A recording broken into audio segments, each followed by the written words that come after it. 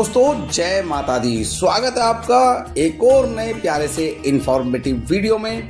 मेरा नाम है निकुंज और आप देख रहे हैं आपका प्यारा YouTube channel Pooja Sharma .Vaishnavi as well as Facebook page Pooja Sharma Vaishnavi.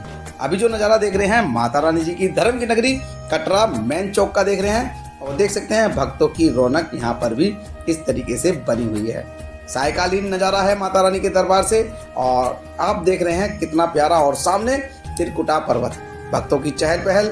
और सबसे पहले आप सभी को भाई दूज के त्यौहार की हार्दिक शुभकामनाएं। आज भाई दूज है और पूरे देश भर में भाई दूज का त्यौहार मनाया जा रहा है। और देख लीजिए हम लेकर के आए हैं आपके लिए सीधे माता रानी के दरबार से ये इन्फॉर्मेटिव वीडियो। अगर चैनल पर नए हैं तो चैनल को सब्सक्राइब कर लेना, वीडियो अच्छी लगे तो वीडियो को लाइक करना और ज़्यादा से ज़्यादा इसको अपने सोशल मीडिया अकाउंट पर शेयर करना।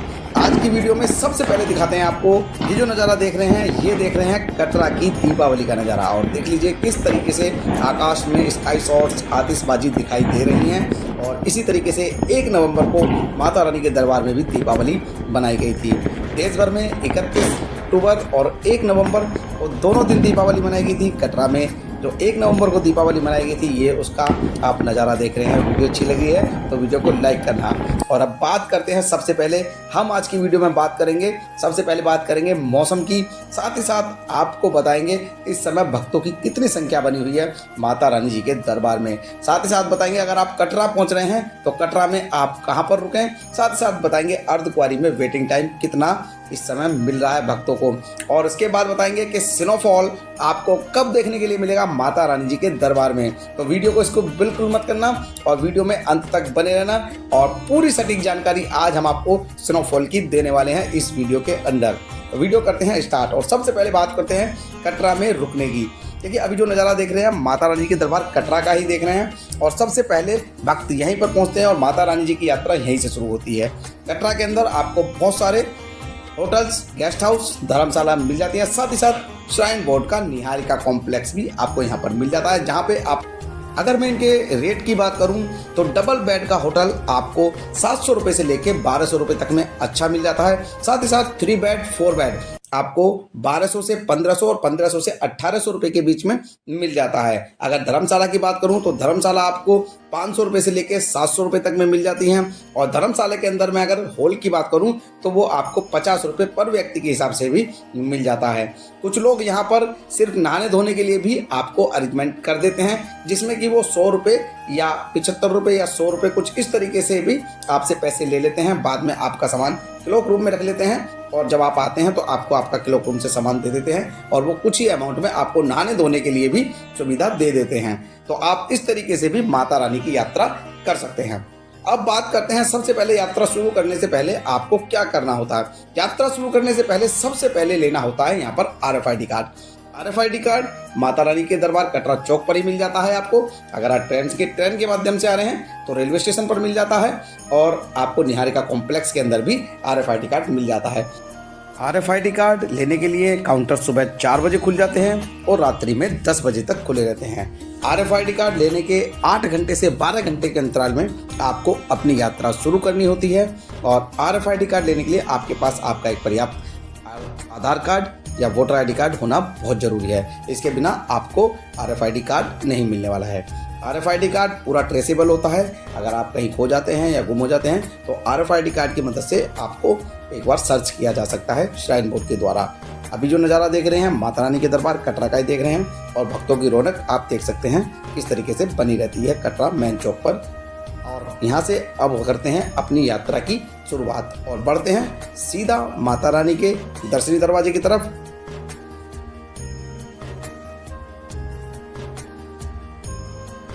ये सामने नज़ारा देख रहे हैं त्रिकुट पर्वत का। इसी त्रिकुट पर्वत पर माता रानी विराजमान है और हम कटरा मेन चौक से बाणगंगा चेक पोस्ट तक जा रहे हैं ऑटो की मदद से। ऑटो वाले यहाँ से 200 रुपये चार्ज करते हैं। एक ऑटो के अंदर 4 सवारी आती हैं। तो कटरा मेन चौक से बाणगंगा चेक पोस्ट तक की दूरी 1.5 से 2 किलोमीटर होती है। आप इसको पैदल की ट्रैकिंग करते हुए भी आ सकते हैं। ये अब हम पहुँच गए हैं दर्शनी दरवाजे पर, जिसको हम बाणगंगा चेक पोस्ट भी कहते हैं। सामने वो दर्शनी दरवाजा है। यहीं पर आकर के आपका RFID कार्ड और आपके बैग को चेक किया जाता है, आपकी बॉडी को भी स्कैन किया जाता है। इसके बाद ही आपको माता रानी जी की यात्रा में एंट्री मिलती है। माता रानी जी की यात्रा पूरी 14 किलोमीटर की है। सबसे पहले माता रानी जी की यात्रा में पड़ने वाले पड़ाव मैं आपको बता देता हूँ। सबसे पहले माता रानी जी की यात्रा में पड़ता है चरण पादुका मंदिर, और उससे भी पहले पड़ती हैं बाणगंगा। बाणगंगा के बाद चरण पादुका मंदिर, और उसके बाद पड़ती हैं अर्धकुंवारी मंदिर। अर्धकुंवारी मंदिर के बाद माता रानी जी का भवन, और भवन से जाते हैं भैरव बाबा के दर्शन करने के लिए। इस टोटल यात्रा की दूरी 14 किलोमीटर की है। 14 किलोमीटर जाना है, 14 किलोमीटर की आना। तो ये टोटल आपकी यात्रा होती है 28 किलोमीटर की।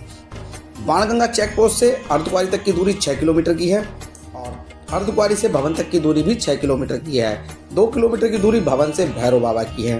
तो ये सारी की सारी डिटेल्स में हम आपको बताते हैं वीडियो के अंदर, और वीडियो को अंत तक जरूर देखना। अगर आप भी पहली बार आ रहे हैं माता रानी के दर्शन करने के लिए, तो ये वीडियो आपके लिए बहुत ज़्यादा हेल्पफुल होने वाली है।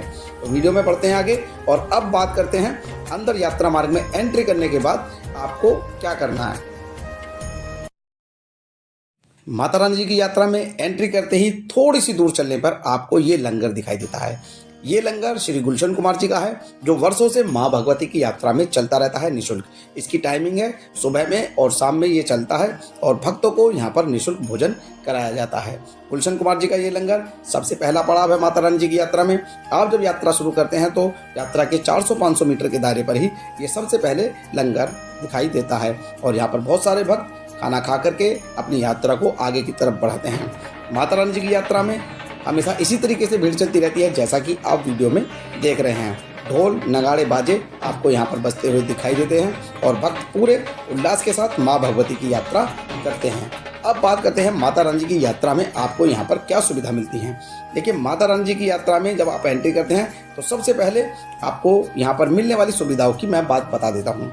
घोड़ा, पिट्ठू, पालकी, वॉकर की सुविधा यहाँ पर भक्तों को मिलती है। और ये जो आप रास्ता देख रहे हैं ये पौराणिक मार्ग है, और इसी से हम आज ये यात्रा आपको बता रहे हैं। सबसे पहले यहाँ पर आपको घोड़े, पिट्ठू, पालकी की सुविधा मिलती है, जो कि पूरी तरीके से ऑफलाइन होती है। आप यात्रा में एंट्री करते ही थोड़ा सा आगे चलेंगे तो आपको काउंटर दिखाई देता है, घोड़े, पिट्ठू, पालकी। तो वहाँ से आप अपने घोड़े खच्चर बुक कर सकते हैं। घोड़े के अगर मैं किराए की बात करूँ तो बाणगंगा चेक पोस्ट से अर्धकुंवारी तक का एक घोड़े का किराया 650 रुपये होता है। यहीं अगर आप बाणगंगा से भवन तक जाते हैं तो 1250 रुपये चार्ज किए जाते हैं आपसे एक सवारी के। ये जाने का किराया है। और अगर आप पालकी लेकर के जाते हैं तो पालकी का किराया 2100 रुपये है एक आदमी का, लेकिन वेट के ऊपर डिपेंड करता है कि आपका कितना वेट है। 100 किलो तक वेट के कुछ चार्जेस हैं, और 100 किलो से ऊपर वेट के कुछ चार्जेस हैं। पालकी को 4 लोग लेकर के जाते हैं, और उसका डिफरेंट किराया होता है। एक आता है यहाँ पर वॉकर की सुविधा, जो आप देख रहे हैं। इस तरीके से वॉकर भी यहाँ पर मिल जाते हैं, जिनका किराया 400 रुपये, 350 रुपये, 500 रुपये होता है, जो कि अलग अलग हिसाब से आपको मिल जाता है। आपको अर्धकुंवारी तक जाना है, आपको भवन तक जाना है, या फिर आपको सांची छत तक जाना है। इस तरीके से यहाँ पर आपको डिफरेंट अमाउंट है, तो वहाँ पर आप पर्ची कटा लेते हैं। कोशिश कीजिएगा कि पर्ची कटाने के बाद इनका आई कार्ड, जिसको भी आप बुक कर रहे हैं, इसका आई कार्ड आप अपने पास रखिएगा, तो वो आपको काम आ सकता है। दूसरी सबसे बड़ी अहम जानकारी, जो RFID कार्ड आपने लिया हुआ है उसको आप गले में पहन के रखिएगा, क्योंकि अगर आप उसको गले में पहन के नहीं रखते हैं या अपने बैग में रखते हैं और रास्ते में कहीं चेकिंग हो जाती है तो आपके ऊपर इसके लिए जुर्माना लगाया जा सकता है। और अब बात करते हैं यात्रा में पड़ने वाले पहले पड़ाव की। देखिए, ये जो नज़ारा देख रहे हैं ये है माता रानी जी का बाणगंगा का बाथिंग घाट 1। ये यात्रा में पड़ने वाला पहला पड़ाव है, और सबसे पहले भक्त यहाँ पर आते हैं, स्नान करते हैं, और स्नान करके ही अपनी यात्रा को आगे की तरफ बढ़ाते हैं। बता दूं आपको बाणगंगा का पूरी कहानी क्या है। माता रानी जब भक्त हनुमान के साथ यहाँ से निकल रही थी तब उन्हें प्यास लगी थी हनुमान जी को। तो हनुमान जी ने माता रानी से आग्रह किया था कि उन्हें प्यास लगी है। तब माता रानी ने पत्थरों में तीर चला करके यहाँ से बाणगंगा को उत्पन्न किया था, और यहाँ पर भक्त हनुमान ने माता रानी के बाण चलाए हुए जो जल निकला था उससे अपनी प्यास बुझाई थी, और साथ ही साथ माता रानी ने यहाँ पर अपने केश भी धोए थे, इसलिए इसका दूसरा नाम बाल गंगा भी कहा जाता है। और ये बाथिंग घाट 2 है, जो कि गीता मंदिर के पास पड़ता है। ये दूसरा स्थान है बाल गंगा का, जहाँ पर भक्त आते हैं, और यहाँ पर प्रॉपर घाट बना हुआ है एक तरीके से, और यहाँ पर भी भक्त बहुत सारे नहाते हैं। और यहाँ पर आपको एक सुविधा और मिलती है जिसकी मैं अभी वीडियो में बात करने वाला हूँ। सबसे पहले आपको दिखाते हैं बाणगंगा का सुंदर नज़ारा। माता दी यात्रा के अगले पड़ाव में मैं पहुंच गया हूं बाणगंगा, और मेरे पीछे देख लीजिए आप बाणगंगा, कितना शीतल जल आ रहा है बाणगंगा पे आप देख सकते हैं। और भक्तों की चहल पहल भी यहाँ पर आपको देखने के लिए पूरी मिल रही है, देख लीजिए। और वो उधर पीछे है फ्री मुंडन की शॉप, जो कि मेरे पीछे है, वहाँ पर आप देख सकते हैं वो फ्री मुंडन शॉप है। और ये देख लीजिए ये है बाणगंगा, कितना बढ़िया और अच्छा जल यहाँ पर आपको देखने के लिए मिल रहा है, और भक्त सभी यहाँ पर स्नान कर रहे हैं।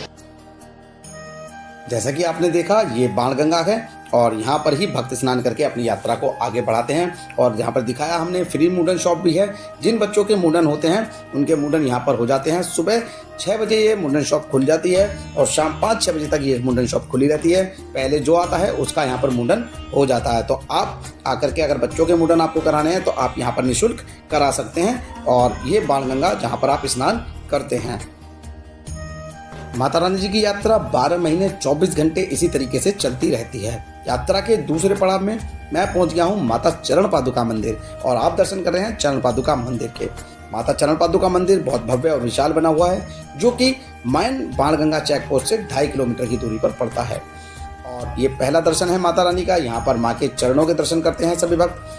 कहा जाता है कि जब भैरवनाथ को माता रानी ने पीछे मुड़ के देखा था तब एक शिला पर माता रानी के पैरों के निशान अंकित हो गए थे। आज भी हम उन्हीं शिला के दर्शन करते हैं जहां पर माता रानी के पैरों के निशान बने हुए हैं, और इनको चरण पादुका मंदिर यहाँ पर कहा जाता है। तो आप आते हैं तो ये पहला दर्शन है चरण पादुका मंदिर, देख सकते हैं आप। अब वीडियो में बढ़ते हैं आगे और करते हैं अपनी यात्रा को आगे की तरफ। और ये नज़ारा देख रहे हैं माता रानी जी के पवित्र पावन यात्रा मार्ग का, और देख सकते हैं इसी तरीके से माता रानी जी की यात्रा चलती रहती है। भक्त जयकारे के साथ माँ भगवती के दर्शन के लिए जाते रहते हैं और माता रानी के दर्शन करके वापस कटरा की तरफ आते रहते हैं, और इसी तरीके से माँ भगवती की यात्रा चलती रहती है। आप देख सकते हैं यात्रा की सुविधाएं भी सुचारू रूप से यहाँ पर चल रही हैं। और अब बात करते हैं माता रानी जी की यात्रा में मौसम की, कि आपको अगर आप आ रहे हैं नवंबर के महीने में तो आपको इस समय मौसम यहाँ पर कैसा मिलने वाला है।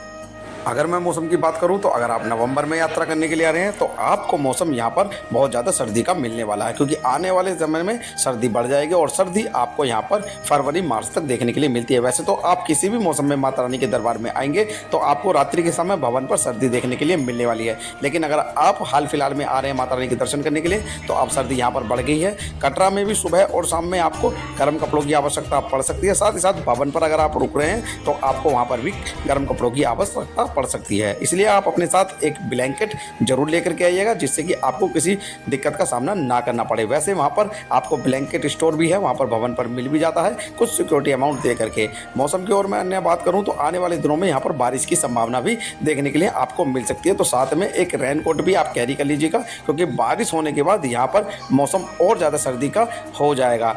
और आगे आने वाले समय में जब स्नोफॉल यहाँ पर होगी तो उसके लिए भी हम आपको इस वीडियो में बताने वाले हैं कि स्नोफॉल आपको कब मिलेगी, इसलिए लास्ट तक बने रहना। और अब बात करते हैं बैटरी कार की।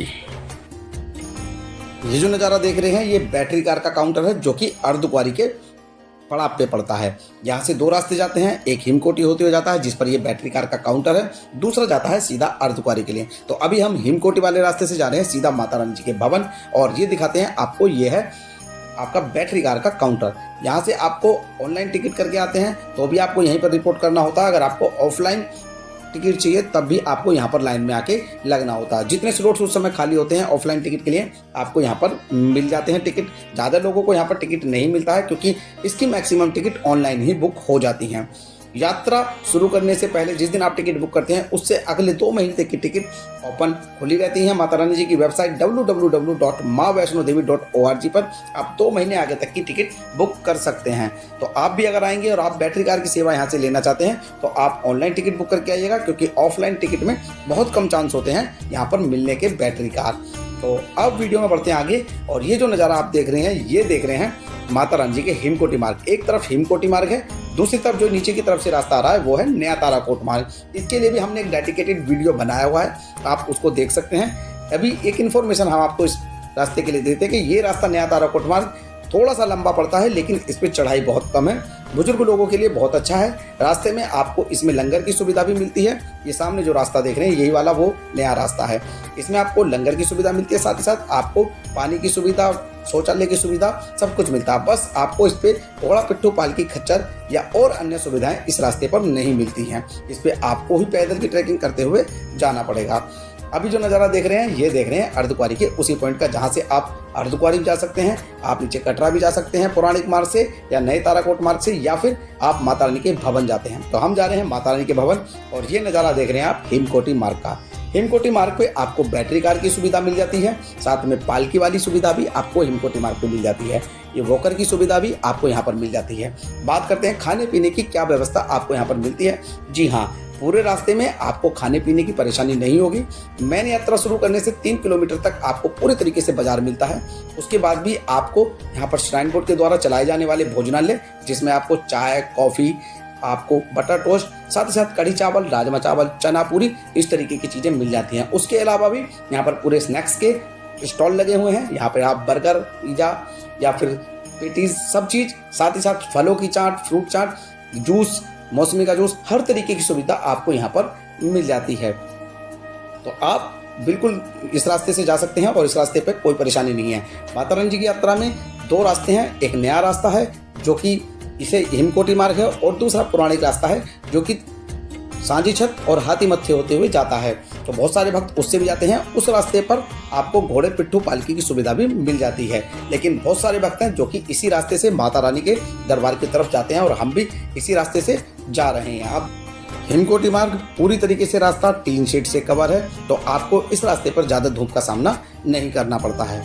अभी हम पहुंच गए हैं माता रानी जी के भवन, और ये जो नज़ारा देख रहे हैं सामने, ये देख रहे हैं आप स्काई वॉक का नज़ारा। और सबसे पहले बात करते हैं माता रानी के दर्शन में आपको कितना समय लगता है। देखिए, अगर आप अभी नवंबर के महीने में आ रहे हैं माता रानी के दर्शन करने के लिए, तो आपको यहाँ पर मिली जुली भीड़ देखने के लिए मिलने वाली है। सिर्फ वीकेंड के अंदर ही आपको यहाँ पर रश देखने के लिए मिलेगा, और अगर आप नॉर्मल डेज में आएंगे तो आपको इतना रश देखने के लिए नहीं मिलने वाला है।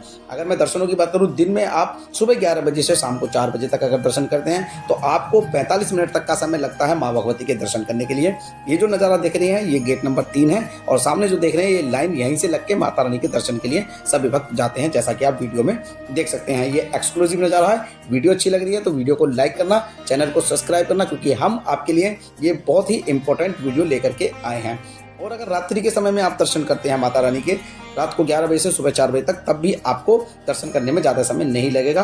बस आप कोशिश कीजिएगा कि आप आरती के समय माता रानी के दरबार में लाइन में ना लगें, क्योंकि उस समय 2.5 से 3 घंटे का समय लग जाता है।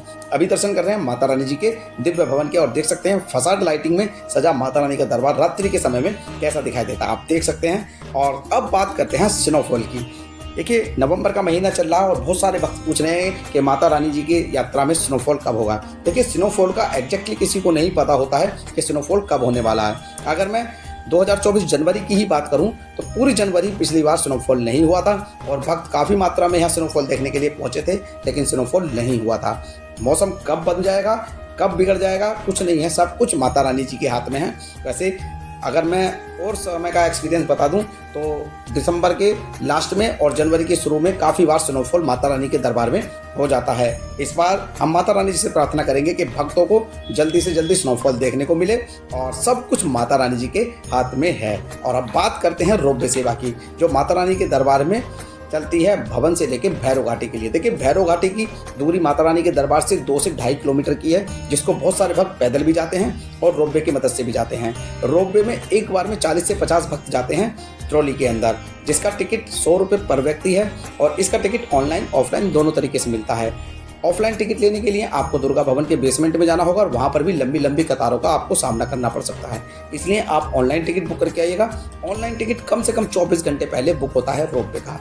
अगर आपके पास ऑनलाइन टिकट होता है तो आप टिकट की लंबी कतार से बच जाते हैं। और अब बात करते हैं यहाँ पर रुकने की। देखिए, यहाँ पर रुकने की 2 व्यवस्थाएं हैं जो कि बिल्कुल निःशुल्क हैं। एक दुर्गा भवन, एक है मनोकामना फेज 2 भवन। तो जो कि बिल्कुल रोपवे काउंटर के आप सामने वो देख रहे हैं वही है मनोकामना भवन। यहाँ पर आपको निःशुल्क धर्मशालाएं मिलती हैं जो रात को 8:30 बजे से 9 बजे के बीच में खुलती हैं, और बहुत अच्छी फैसिलिटी यहाँ पर रुकने के लिए मिल जाती है। बाकायदा गद्दे वगैरह सब लगे मिलते हैं, और साथ में लॉकर की सुविधा मिलती है। चार्जिंग पॉइंट भी यहाँ पर मिल जाता है भक्तों को। तो आप 8:30 से 9 बजे के बीच में आ जाइएगा दोनों धर्मशालाओं के गेट पर, और जब खुलती हैं तो आप आकर के अपनी सीट बुक कर सकते हैं। वहाँ पर बिल्कुल निःशुल्क होती है, जहाँ पर आपको नीट एंड क्लीन बाथरूम मिल जाते हैं, साथ में नहाने के लिए गर्म पानी भी मिल जाता है। माता रानी के दर्शन करने के बाद आपको जाना होता है भैरव बाबा के दर्शन करने के लिए, और भैरव बाबा के दर्शन करने के बाद ही आपकी यात्रा संपूर्ण मानी जाती है। तो अभी नज़ारा देख रहे हैं, ये बिल्कुल भैरव बाबा मंदिर का ही नज़ारा है। और यहाँ पर ये जो सामने देख रहे हैं, ये भेंट शॉप, ये प्रसाद की शॉप है। यहाँ से भैरव बाबा जी के लिए प्रसाद लेकर के और भैरव मंदिर में दर्शन करके आप अपनी यात्रा को संपूर्ण करते हैं। साथ ही साथ यहाँ पर भैरव बाबा जी का लंगर भी चलता रहता है, जो कि बिल्कुल निःशुल्क होता है। सुबह 7 बजे से रात को 10 बजे तक ये लंगर यहाँ पर चलता रहता है, जिसमें चाय, दाल, चावल आपको सब कुछ यहाँ पर मिलता रहता है। समय समय पर बदलाव भी यहाँ पर होता रहता है। आप आ रहे हैं भैरव बाबा, तो आप भैरव बाबा का लंगर जरूर लीजिएगा। वापसी में आपको सांझी छत होते हुए जब आप नीचे की तरफ उतरते हैं, तो सांझी छत पे भी आपको लंगर खाने के लिए मिलता है। वहाँ पर आपको हलवे का और चाय का प्रसाद मिलता है। और ये नज़ारा देख रहे हैं आप भैरव बाबा मंदिर का, देख सकते हैं भक्त जा रहे हैं भैरव बाबा के मंदिर पे दर्शन करने के लिए। इसी तरीके की लाइन आपको देखने के लिए मिलती है। भैरव बाबा के दर्शन के बाद लोग वापसी में करते हैं अर्धकुंवारी माता के दर्शन और चलते हैं सीधे अर्धकुंवारी परिसर। ये जो नज़ारा देख रहे हैं, ये अर्धकुंवारी परिसर का ही है। और सबसे पहले बात करते हैं यहाँ की वेटिंग की। देखिए, जाते समय लोग यहाँ पर अपना टोकन लगवा के जाते हैं, जिसमें उनको वेटिंग मिलती है 24 घंटे, 36 घंटे, 48 घंटे। अगर मैं अभी की वेटिंग की बात करूँ तो अभी जो वेटिंग मिल रही है 18 से 20 घंटे वेटिंग समय दिया जा रहा है, जो कि कभी कभी 1-2 घंटे प्लस हो जाता है और 1-2 घंटे माइनस भी हो जाता है। तो आप यहाँ पर गर्भजून गुफा के दर्शन करते हैं, जिसमें मां 9 महीने रही थी। वो गर्भजून गुफा यही है, अर्धकुंवारी मंदिर। और यहाँ पर अगर आपके पास वेटिंग का समय नहीं होता है, तो आप यहाँ पर अटका आरती भी ले सकते हैं। अटका आरती का शुल्क 300 रुपये पर व्यक्ति है, और सुबह में और शाम में यहाँ पर अटका आरती होती है। तो अटका आरती के तुरंत बाद आपको यहाँ पर दर्शन कराए जाते हैं गर्भजून गुफा से, और उसके बाद आपको पंचमेवा का प्रसाद भी यहाँ पर मिलता है। तो अगर आप ग्रुप टोकन नंबर लगवाने के बाद दर्शन नहीं कर पाते हैं, आपके पास समय नहीं है, तो आप यहाँ ग्रुप अटका आरती का टोकन कटवा लीजिए और उसके बाद अटका आरती लीजिए यहाँ पर, और फिर दर्शन कर लीजिए गर्भजून गुफा के। इस तरीके से आप गर्भजून गुफा के दर्शन जल्दी कर सकते हैं। हमने आपको इस वीडियो के अंदर संपूर्ण जानकारी माता रानी की यात्रा की दे दी है। अगर आपको कहीं हमसे कुछ पूछना है तो आप हमें कमेंट कर सकते हैं। अगर वीडियो अच्छी लगी है तो वीडियो को लाइक करना, चैनल को सब्सक्राइब करना और अपने आने की तारीख हमसे जरूर शेयर करना। अगर आप माता रानी की यात्रा करके वापस जा चुके हैं तो आप अपना एक्सपीरियंस भी हमारे साथ शेयर कर सकते हैं। मिलते हैं फिर एक और ऐसी ही नई इंफॉर्मेटिव वीडियो के साथ। तब तक के लिए जय माता दी, जय माँ वैष्णो देवी।